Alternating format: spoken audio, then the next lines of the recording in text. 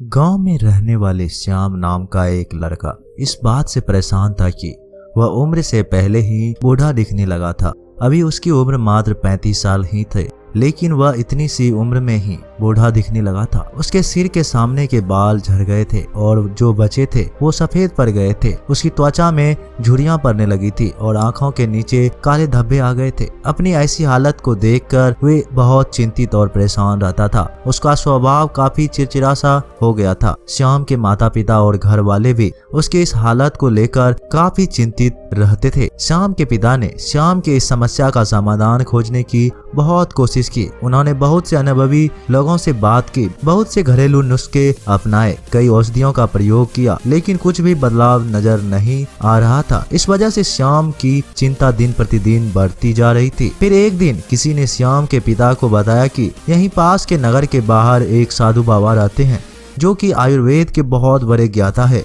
आप उनके पास जाइए, वो आपकी समस्या का समाधान अवश्य कर देंगे। अगली सुबह होते ही श्याम के पिता श्याम को लेकर उस जगह पहुंच जाते हैं जहां पर वो साधु महाराज अपने शिष्यों के साथ अपनी कुटिया बनाकर रहा करते थे। श्याम और उसके पिता ने साधु महाराज को प्रणाम किया और फिर अपनी समस्या बतानी शुरू की। श्याम के पिता ने कहा, महाराज, ये मेरा इकलौता बेटा श्याम है। अभी इसकी उम्र मात्र 35 साल ही है, लेकिन यह उम्र से पहले ही बूढ़ा दिखने लगा है। इसके बाल झड़ने लगे हैं, सफेद पड़ने लगे हैं, त्वचा सूखी और झुर्रियाँदार हो गई है, आंखें के नीचे कालापन छा गया है। अपनी इस शारीरिक हालत की वजह से यह बहुत चिंतित और तनावग्रस्त रहते हैं। हमने इस समस्या से निदान पाने का बहुत प्रयास किया, लेकिन हमें कोई उचित समाधान नहीं मिला। अब आप ही कोई समाधान बताएं। साधु महाराज ने श्याम के पिता की सारी बातें पूरी ध्यान से सुनी और फिर कहा, आयुर्वेद में इंसानी शरीर को लंबे समय तक जवान और स्वस्थ बनाए रखने के लिए बहुत से नियम बताए गए हैं, लेकिन आज मैं उनमें से 12 ऐसे नियम बताऊंगा जिनका अगर तुम्हारे बेटे ने सही से पालन किया तो सिर्फ कुछ हफ्ते में या महीने भर में ही तुम्हें इसके चमत्कारिक परिणाम देखने शुरू हो जाएंगे। और अगर इन नियमों को तुम लोगों ने अपने जीवन का हिस्सा बना लिया तो तुम्हारी उम्र रुक से जाएगी और तुम एक स्वस्थ और दीर्घायु जीवन के मालिक बनोगे। पहला नियम, लंबे समय तक स्वस्थ और जवान बने रहने के लिए तनाव मुक्त रहना जरूरी है। तुम चाहे कितनी भी अच्छा भोजन कर लो, कितनी ही शारीरिक नियमों का पालन कर लो, लेकिन अगर तुम्हारा मन बीमार है, तुम अंदर से खुश नहीं हो, चिंतित और तनावग्रस्त हो, तो तुम्हें कभी भी उसका फायदा नहीं मिलेगा। हमारे शास्त्रों में कहा गया है, स्वस्थ वही है जिसका मन प्रसन्न है और इंद्रियां स्वस्थ है। अगर तुम्हारी मानसिक स्थिति ठीक नहीं है तो इसका प्रभाव तुम्हारे हर एक अंग पर पड़ेगा। तुम्हारी पाचन क्रिया खराब हो जाएगी, तुम्हारी यौन शक्ति कमजोर पड़ने लगेगी, तुम्हारी शोषण प्रक्रिया बिगड़ जाएगी, बाल झड़ने लगेंगे, चेहरे की चमक गायब हो जाएगी। इसलिए तुम्हें इस बात का ध्यान रखना है कि तुम बेवजह ही चिंता, तनाव और परेशानियों में ना फंसो। लेकिन चिंता, तनाव और परेशानियां आती क्यों है? इसका सबसे बड़ा कारण है हमारा गलत आचरण, अनुशासनहीनता और अनियंत्रित इंद्रियों भोग। अगर इंसान अपनी आदतों में सुधार लाए, नियमों का पालन करे और अपनी बेवजह की इच्छाओं और वासनाओं पर नियंत्रण रखे, तो उसके जीवन को आधे से अधिक समस्या और चिंताएं स्वस्थ ही समाप्त हो जाएगी। तो पहला नियम है, चिंता और तनाव से मुक्त रहो और इसके लिए अपनी आदतें सुधारो और वासनाओं पर नियंत्रण रखो। दूसरा नियम, अपनी रीढ़ की हड्डी को सीधा रखो। वो पेट से भरकर गहरी सांस लेने की आदत डालो। हम कैसे बैठते हैं, सोते चलते और सांस लेते हैं, इसका हमारे स्वास्थ्य और उम्र पर गहरा असर पड़ता है।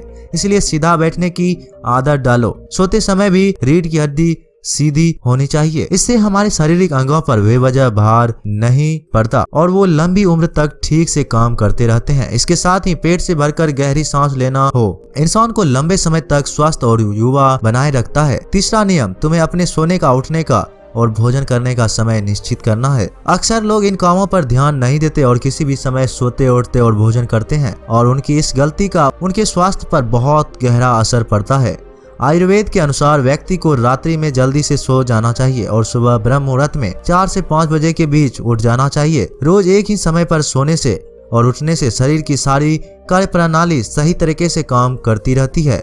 उन पर बेमतलब का बोझ नहीं पड़ता, जिससे शरीर के अंग लंबे समय तक स्वस्थ और मजबूत बने रहते हैं। साथ ही इस अनुशासन का पालन करने से हमारा भोजन समय से पच जाता है और सुबह हमारा पेट अच्छे से साफ हो जाता है, जिससे कब्ज की समस्या नहीं होती, क्योंकि कब्जे में हमारा सड़ रहा भोजन आंतों में फंस जाता है, जो कि पेट के अंदर हवा और विषैले पदार्थ पैदा करता है, जो कि बहुत सी शारीरिक बीमारी पैदा करने के साथ साथ त्वचा का रुख और झुर्रीदार बनाता है। इसीलिए एक अनुशासित जीवन जीने का प्रयास करो और अपने सोने, उठने व भोजन करने का समय निश्चित रखो, क्योंकि जिस व्यक्ति के खाने का समय निश्चित नहीं, सोने का समय निश्चित नहीं, जो बस अस्त व्यस्त है, जिसके जीवन में कोई अनुशासन नहीं, उसका जीवन चिंता और तनाव से भर जाता है। और जो हर समय चिंता और तनाव से भरे रहते हैं, ये बहुत ही जल्द बूढ़े हो जाते हैं और अपना पूरा जीवन भी नहीं जी पाते। इसीलिए जीवन में अनुशासित बनो और एक नियम का पालन करो। साधु महाराज ने श्याम को उसके पिता से कहा, चौथा नियम, हमेशा अपनी भूख से थोड़ा कम भोजन करें। आयुर्वेद में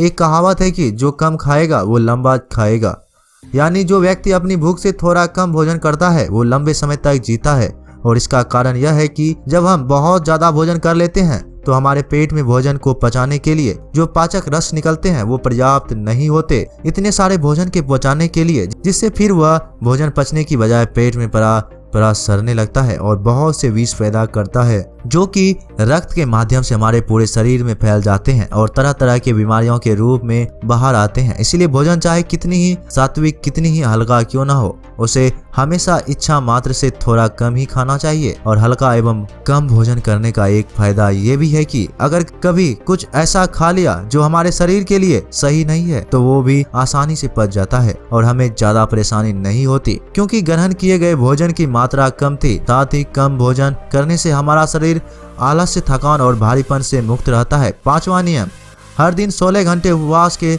नियम का पालन करो। रात का भोजन जितना जल्दी हो सके उतना जल्दी कर लो। जैसे अगर रात का भोजन 8 बजे किया है तो अगले सुबह 12 बजे तक कुछ मत खाओ। अगर रात का भोजन 7 बजे किया है तो सुबह 11 बजे तक कुछ भी ठोस चीज मत खाओ। ये 16 घंटे के समय के दौरान तुम नारियल पानी या किसी सब्जी या फल का रस पी सकते हो, लेकिन इस दौरान भोजन मत करो। सुबह का भोजन 12 बजे और रात का भोजन 7 से 7:30 बजे के बीच कर लो, ताकि तुम 16 घंटे उपवास के नियम का पालन कर सको। जो व्यक्ति 16 घंटे उपवास का नियम पालन करता है उसे कभी कोई बीमारी हो ही नहीं सकती। ऐसे व्यक्ति का चेहरा चमकदार, शरीर निरोग और मन प्रसन्न रहता है। लेकिन कुछ व्यक्तियों को लगता है कि कम खाना खाने और उपवास करने से शरीर कमजोर हो जाता है, लेकिन यह सच नहीं। असल में 16 घंटे उपवास करने से हमारे आंतों में फंसा अधपचा भोजन अच्छे से पक जाता है। इस समय जब हम कुछ नहीं खा रहे होते तो हमारी प्राण शक्ति स्वतंत्रता होती है और वह इस समय का उपयोग शरीर में जमा गंदगी को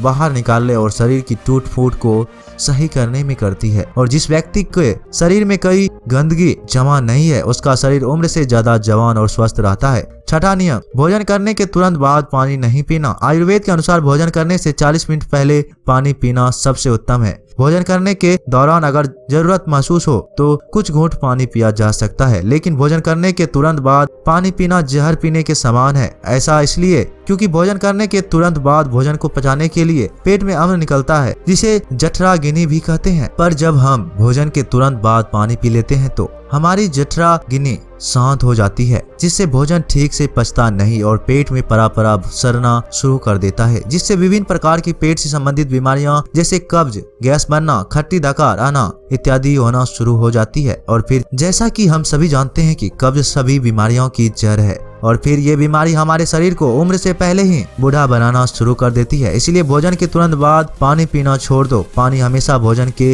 1 घंटे बाद पियो। 7वां नियम, ईश्वर पर भरोसा रखो। जो लोग ईश्वर पर भरोसा नहीं रखते वे जिंदगी में हमेशा परेशान रहते, जिससे वे अपनी सेहत का ख्याल भी नहीं रख पाते। भगवान पर भरोसा रखकर काम करने वाले लोग कभी भी ज्यादा चिंता और तनाव में नहीं रहते, क्योंकि वो अपने काम के परिणाम को ईश्वर पर छोड़ देते हैं, जिससे उनका ध्यान परिणाम की चिंता से हटकर अपने काम पर आ जाता है। और जो व्यक्ति परिणाम की चिंता किए बिना अपना काम करता है वह उस काम में सफल जरूर होता है, और अगर किसी कारणवश सफल नहीं हुए तो वह चिंता और निराशा के घोर सागर में कभी नहीं डूबता और उसका स्वस्थ बर्बाद होने से बच जाता है। 8वां नियम, चीनी और नमक का सेवन कम करो। चीनी का अत्यधिक सेवन से मोटापा और रक्त में शर्करा की मात्रा अधिक हो जाती है, जो कि बहुत सी गंभीर बीमारियों का कारण बनता है। चीनी हमारे त्वचा में चर्बी इकट्ठा करती है और त्वचा के रंगों को गाढ़ा करती है, जिससे व्यक्ति कम उम्र में ही अधिक उम्र का दिखाने लगता है। साथ ही अत्यधिक नमक खाने से भी बहुत से शारीरिक नुकसान है। 9वां नियम,